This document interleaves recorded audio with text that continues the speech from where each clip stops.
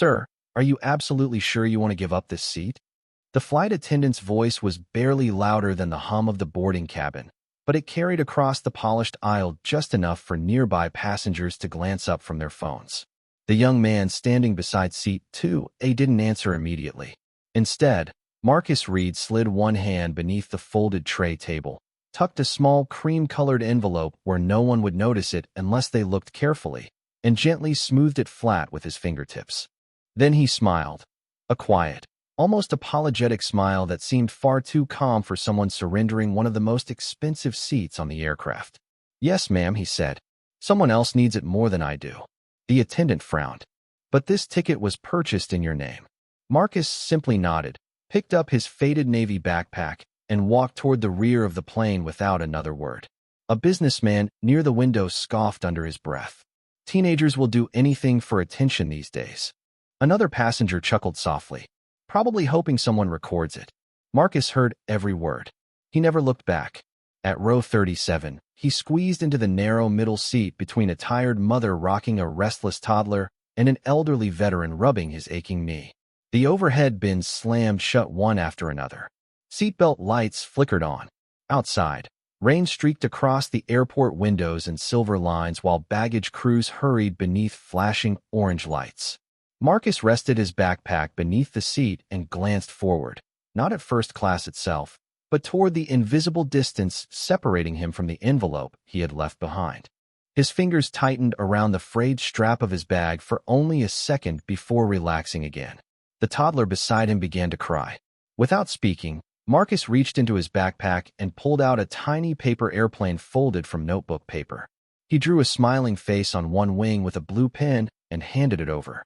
The little boy stared, sniffled once, then burst into delighted laughter. His exhausted mother mouthed, "Thank you." Marcus answered with a small nod and turned toward the window before she could say anything else. Up front, Victoria Langford lowered her laptop just enough to watch him through the gap between seats. As CEO of one of the country's largest logistics firms, she'd spent decades reading people before they opened their mouths. To her, the scene looked rehearsed. The humble smile, the refusal of recognition, the perfectly timed kindness. She had seen polished public relations campaigns with less choreography. "Interesting," she murmured to herself before returning to a spreadsheet worth hundreds of millions of dollars. Yet something continued to bother her. Why would anyone willingly trade a first-class seat for the back row, then leave something hidden beneath the tray table? As the aircraft pushed away from the gate, a senior flight attendant conducting one final cabin check paused beside seat 2A. She noticed the corner of a cream-colored envelope barely visible beneath the folded tray. There was no name written on the front, no airline logo, no return address, only 5 words, written carefully in black ink. She leaned closer, her eyes narrowing as the engines roared to full power, and then she stopped cold. The senior flight attendant hesitated for only a heartbeat before sliding the envelope back beneath the tray. Airline policy was clear. Personal property stayed untouched unless safety required otherwise. She straightened, closed the compartment with deliberate care, and continued her final cabin check, but not before glancing toward the rear of the aircraft where Marcus now sat quietly staring through the rain-speckled window. There was something unsettling about the way he had walked away. Not nervous, not proud, almost relieved.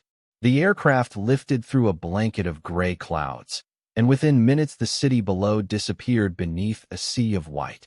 The seatbelt sign remained on as light turbulence nudged the cabin. A flight attendant rolled a beverage cart into the aisle, smiling through the practiced rhythm of another cross-country flight. Marcus noticed the elderly veteran beside him fumbling with a small orange prescription bottle that had slipped beneath the seat in front. Before the man could struggle into the cramped footwell, Marcus leaned forward, retrieved it, and handed it back without saying a word. "Thank you, son," the veteran said with a tired smile. Marcus simply nodded again.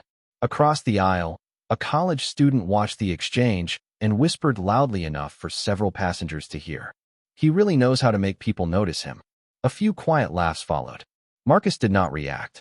He looked down at his hands instead, rubbing a faded line across one knuckle as if trying to erase an old memory no one else could see. Up front, Victoria accepted a cup of black coffee without taking her eyes off the cabin behind her. Years in executive boardrooms had taught her that image was often more valuable than honesty. She had funded scholarships, charities, and youth programs, only to discover cameras waiting before the first check was ever written. Watching Marcus now, she found herself sorting him into the same familiar category. Kind, calculated, effective. Her attention returned to the financial presentation glowing on her tablet, but the numbers blurred whenever she remembered the hidden envelope. Then another detail surfaced. During boarding, Marcus had never once looked at the luxury of first class. He had only looked at that single seat. Why that seat? The question lingered longer than she expected. 20 minutes later, the captain announced smoother air ahead, and passengers relaxed. Laptops opened. Conversations returned. A flight attendant stopped beside Marcus carrying a small tray. "Young man," she said gently. "The passenger who received your seat asked if you would accept this dessert as a thank you." She held out a slice of cheesecake on fine china. Marcus smiled politely, but shook his head. "Please give it back to him." "Are you sure? He should enjoy everything that comes with the seat." There was no bitterness in his voice, only certainty. The attendant blinked, almost disappointed, before walking away. The exchange did not go unnoticed. Victoria watched it from several rows ahead, her skepticism hardening once again. Refusing the dessert made the gesture look even nobler. Too perfect, she thought. Too clean. But as she turned away, the veteran beside Marcus quietly reached into his jacket pocket and unfolded an old newspaper clipping. He stared from the yellowed photograph to Marcus's face, then back again. His breathing slowed. His eyes widened. Without saying a word to anyone else, the old man folded the clipping with trembling fingers and whispered, almost to himself, "That cannot be possible." The veteran kept the folded newspaper clipping in his weathered hands for nearly a full minute before slipping it back into his inside pocket. He stole another glance toward Marcus, searching the young man's face as though expecting an old photograph to come alive. Marcus noticed the look, but answered it with nothing more than a polite smile, before reaching across the aisle to help a mother retrieve a dropped coloring book that had slid beneath 3 rows of seats. The little girl hugged the book against her chest. Her mother whispered, "You have saved my afternoon." Marcus shrugged lightly. She did the hard part. She kept smiling. The words were simple, almost forgettable, yet they lingered in the air long after he turned back toward the window. A few rows ahead, Victoria caught the exchange in the reflection of her tablet screen. She watched people soften around Marcus one conversation at a time, and instead of changing her opinion, it deepened her suspicion. Some people built trust with speeches. Others built it with carefully chosen moments. She had negotiated billion-dollar mergers by recognizing patterns. Marcus, she decided, had a pattern. A flight attendant leaned toward Victoria with a quiet smile. "The young man in the back has been helping everyone since takeoff." Victoria stirred her coffee without looking up. Some people understand the value of an audience. The attendant hesitated before walking away, uncertain whether she agreed. Moments later, a sharp chime echoed through the cabin. A passenger several rows behind Marcus struggled to reconnect the portable oxygen tubing prescribed for mild respiratory support after it had become tangled with a blanket. Before any crew member reached the seat, Marcus calmly knelt beside the passenger, untwisted the line without disturbing the equipment, and stepped back the instant a flight attendant arrived. "Thank you," she said. "You handled that very gently." Marcus answered with the same quiet nod and returned to his seat before anyone could applaud or even learn his name. The veteran beside him watched every movement. "Son," he said softly, "have we met before?" Marcus looked genuinely puzzled. "I do not think so, sir. You remind me of someone." Marcus smiled. "I hope that is a good thing." The old man studied him for another second, but let the conversation drift away with the steady drone of the engines. Up front, curiosity finally outweighed routine. The senior flight attendant who had discovered the hidden envelope returned to seat 2A under the excuse of checking an overhead compartment. Once she was certain no passenger was watching closely, she crouched just enough to confirm the envelope had not shifted during takeoff. It remained exactly where Marcus had left it, untouched, waiting. She resisted every instinct to pull it free. Whatever message rested inside had been placed there intentionally, and somehow that made leaving it alone feel even more difficult. As she stood, Victoria caught the subtle movement. "Is something wrong with the seat?" she asked. No, ma'am, the attendant replied too quickly. Just a routine check. Victoria had spent too many years listening to polished answers. She recognized one that concealed more than it revealed. Her gaze drifted to the empty space beneath the tray table, and for the first time since boarding, she stopped thinking about Marcus's kindness and started thinking about the object he had left behind. Across the cabin, the captain's voice interrupted the quiet. Ladies and gentlemen, we have received notice that some unexpected weather has developed farther along our route. Nothing alarming, but we may ask everyone to remain seated a little longer than expected. A ripple of disappointment passed through the passengers. Marcus looked forward once again, not toward the clouds outside, but toward seat 2A, as though time itself had suddenly become important. Then, almost at the same instant, both Victoria and the senior flight attendant made the same silent decision. Before this flight was over, they were going to find out what was inside that envelope. The cabin lights dimmed slightly as the aircraft settled into its cruising altitude, but the mood on board grew brighter only on the surface. Beneath the routine clink of ice cubes and quiet conversations, attention kept drifting toward the teenager in row 37. Marcus did not notice, or perhaps he noticed and simply refused to acknowledge it. He rose only once, helping the elderly veteran tuck a blanket around his shoulders before returning to his own cramped middle seat without accepting the older man's grateful handshake. A few rows ahead, Victoria closed her tablet for the first time since takeoff. Numbers no longer held her attention. Patterns did. Every act of kindness from Marcus seemed perfectly placed, almost impossibly timed. She had spent decades interviewing scholarship applicants who knew exactly how to sound humble. Marcus sounded different. That difference unsettled her more than any polished performance ever could. The seatbelt sign chimed unexpectedly as the aircraft crossed another patch of rough air. A flight attendant paused the beverage service, gripping the cart while passengers instinctively reached for their armrests. One carry-on shifted loose from an overhead bin near the center of the cabin.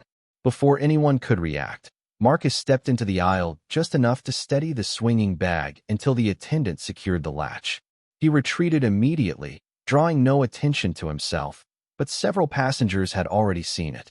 Instead of admiration, whispers followed him back to his seat. Every single time something happens, one man muttered, "He is already there." Another passenger quietly replied, "Maybe he knows cameras are everywhere now." Marcus stared through the oval window, watching sunlight spill across endless clouds. His expression never changed, yet his fingers tightened around the worn shoulder strap of his backpack for a brief moment before relaxing again. The veteran noticed. So did Victoria. The senior flight attendant walked toward the rear cabin carrying an inventory tablet. She stopped beside Marcus with a professional smile. "Excuse me, Mr. Reed. May I ask you something?" Marcus looked up politely. "Of course. Earlier, when you left your original seat." She chose her words carefully. "Did you accidentally leave something behind?" Marcus's eyes flickered for the smallest fraction of a second. Not fear. Recognition. "No," he answered softly. "Nothing was forgotten." The attendant waited, expecting him to explain. He never did. "Very well," she replied before walking away, more puzzled than before. Victoria had heard every word. Nothing forgotten. The sentence echoed in her mind. Whatever rested beneath seat 2, it had been placed there on purpose. That realization dissolved her last assumption that it had been an accident. She rose from her seat under the excuse of stretching her legs and made her way toward the galley, where the senior flight attendant was organizing service trays. "There is something under that seat, is there not?" Victoria asked quietly. The attendant hesitated just long enough to answer the question without speaking. "I cannot discuss passenger belongings." Victoria gave a faint smile. "You do not have to." At that exact moment, a flight attendant hurried into the galley holding a passenger manifest. "We have an update from the gate," she whispered urgently. There was a last-minute reassignment before departure. The passenger originally scheduled for seat 2A almost missed the flight. The senior attendant's eyes widened. Victoria slowly turned toward the first-class cabin, then toward Marcus in the distance. If Marcus could not possibly have known who would end up in that seat, then the envelope had never been meant for a specific person, unless he had known something no one else on board was supposed to know. The first hard jolt rolled through the cabin without warning, sending a ripple of startled gasps from front to back. Coffee splashed across tray tables. Plastic cups rattled against armrests. The seatbelt sign flashed again, followed by the captain's calm voice asking everyone to remain seated. The aircraft steadied after only a few seconds, but the silence that followed felt heavier than the turbulence itself. Marcus tightened the buckle across his lap, then turned instinctively toward the frightened toddler beside him. He folded another tiny paper airplane, this time drawing a pair of smiling clouds on the wings before sliding it into the little boy's hands. The child's breathing slowed almost immediately. His mother closed her eyes in relief. Marcus looked away before she could thank him. Across the aisle, the elderly veteran noticed the gesture and quietly smiled to himself. Up front, Victoria watched the exchange through the narrow gap between seats. She expected Marcus to glance around afterward to see who had noticed. He never did. Instead, he lowered his eyes to the worn backpack resting against his shoes and gently traced the edge of a faded stitched patch near the zipper. It looked less like a habit than a promise. For the first time since boarding, doubt slipped into Victoria's carefully ordered conclusions. Perhaps she had mistaken confidence for calculation. Before she could explore the thought, another flight attendant hurried through first class carrying a portable medical kit. An older passenger several rows ahead had become pale and short of breath after the turbulence. Crew members quickly surrounded him, speaking softly while asking nearby travelers to remain calm. The cabin grew quiet again, not from fear but from respect. Marcus leaned slightly into the aisle, watching only long enough to confirm that trained hands had taken over before settling back into his seat. He made no attempt to involve himself. No dramatic gesture. No performance. Just quiet trust. Victoria noticed that too. Minutes later, the senior flight attendant returned to the galley with a thoughtful expression. She lowered her voice as another crew member approached. "The gentleman in 2 Alpha is stable now," the younger attendant whispered. Good thing he was upgraded before departure.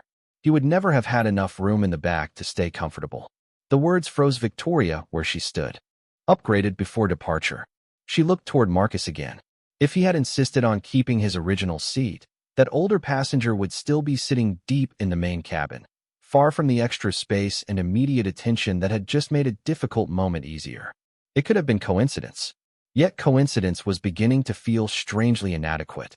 The veteran slowly reached into his jacket once more and unfolded the old newspaper clipping beneath the tray table, careful not to attract attention. This time he studied not the photograph, but the faded headline running across the top. His eyes drifted from the brittle paper to Marcus, then toward the first-class cabin. His lips parted as though he had finally connected two distant memories. Before he could speak, Marcus quietly placed a gentle hand over the clipping and shook his head almost imperceptibly. It was not a warning. It was a request. The veteran stared at the teenager for several long seconds before carefully folding the paper shut again. He gave one slow nod. Whatever he had recognized, he agreed to keep it buried. Victoria saw the silent exchange from across the aisle. She could not hear a single word, yet she knew she had just witnessed two strangers protecting the same secret. And for the first time since the flight began, she stopped asking whether Marcus wanted attention and started asking a far more unsettling question. What truth was this 17-year-old working so hard to keep hidden from everyone on board? The cabin had grown unnaturally quiet. Even the children who had been laughing less than an hour earlier now spoke in whispers, as though everyone since the flight had entered a chapter no one could predict. Outside the windows, thick storm clouds swallowed the afternoon sun, leaving the aircraft wrapped in a dull silver glow. Marcus rested both hands on his backpack, his eyes drifting forward again, not toward the passengers, toward the unseen seat where the envelope still waited. A soft chime broke the silence. The captain's voice remained steady, but every word carried new weight. "Ladies and gentlemen, due to stronger than expected weather ahead, we have begun coordinating with air traffic control for a possible route adjustment. Our crew is fully prepared. Please remain seated with your seatbelts securely fastened." Nervous glances spread across the cabin. A businessman closed his laptop. Someone began praying under their breath. The toddler beside Marcus reached for his mother's hand. Marcus quietly offered the little paper airplane again, and the boy clutched it like a tiny shield. Then another announcement arrived, this time from the lead flight attendant. "If there are any medically trained passengers on board, Please notify a crew member by pressing your call button if assistance becomes necessary. Several heads turned instinctively. Marcus did not move. He lowered his gaze instead, almost as though he was trying to disappear. Victoria noticed the hesitation. It puzzled her. Everything about Marcus suggested someone who stepped forward when others needed help. Why remain silent now? Before she could answer that question herself, another sharp wave of turbulence rolled through the aircraft. A carry-on shifted, overhead compartments rattled, and a frightened passenger cried out before the shaking eased again. The crew quickly restored calm, but the atmosphere had changed. Every reassuring smile now seemed just a little more strained. The senior flight attendant made her way toward first class to check on the older gentleman who had earlier experienced breathing difficulty. She stopped suddenly. Seat 2A was empty. Her eyes widened. The passenger had quietly followed another crew member toward the front galley for additional monitoring during the rough air. For the first time since takeoff, the hidden envelope beneath the tray table lay completely unattended. She stared at it. Airline procedure told her to leave it alone. Every instinct told her it mattered. At the rear of the cabin, the veteran slowly leaned toward Marcus. His voice was barely audible above the engines. "Son, if what I think is true, you may not get another chance." Marcus closed his eyes for a single moment. When he opened them again, they carried a sadness far older than 17 years. "It is not about me," he whispered. "It never was." Those 6 words reached only the veteran's ears, yet they seemed to explain everything and nothing at all. Across the aisle, Victoria watched Marcus's expression change for the first time since boarding. The calm mask had slipped, not into fear, but into quiet urgency. She rose from her seat despite the illuminated seatbelt sign, determined to reach the galley before anyone stopped her. At almost the exact same moment, the senior flight attendant bent toward seat 2A, her hand hovering inches above the cream-colored envelope. Neither woman spoke. Neither knew the other had reached the same conclusion, but both understood that whatever was inside that envelope could no longer remain hidden. Just as the attendant's fingertips brushed the edge of the paper, the aircraft lurched violently enough to throw the entire cabin into stunned silence, and the envelope slid free from beneath the tray, skidding alone across the polished floor toward the center aisle. The envelope spun once across the polished aisle before coming to rest against the base of a service cart. For one suspended moment, no one moved. The engines roared beyond the cabin walls, the storm rattled the fuselage, and every pair of eyes seemed drawn to the same cream-colored rectangle. The senior flight attendant reached it first. She lifted it carefully, turning it over in her hands. There was still no name on the front, only the 5 words written in neat black ink. "For whoever sits here today." Victoria stepped closer, bracing herself against a seatback as the aircraft shivered through another pocket of rough air. "Open it," she said quietly. The attendant hesitated. "I cannot open a passenger's personal letter without a compelling reason." Before either woman could speak again, the captain's voice filled the cabin. "Ladies and gentlemen, due to severe weather ahead, we will be making an unscheduled landing as a precaution. Please remain calm and follow all crew instructions." The announcement changed everything. What had been an ordinary flight was suddenly measured in minutes instead of hours. The attendant looked at the envelope once more, then toward the older gentleman who had occupied seat 2A. He had returned from the galley and was sitting quietly, unaware that every unanswered question on the aircraft now seemed to point toward him. She walked over and held out the letter. "Sir, I believe this was intentionally left beneath your seat." The man accepted it with puzzled hands. "For me, I honestly do not know." His fingers trembled as he broke the seal. Marcus lowered his head. He did not try to stop him. He did not look away either. Silence spread through the cabin as the older man unfolded a single sheet of paper. His eyes moved slowly across the first lines.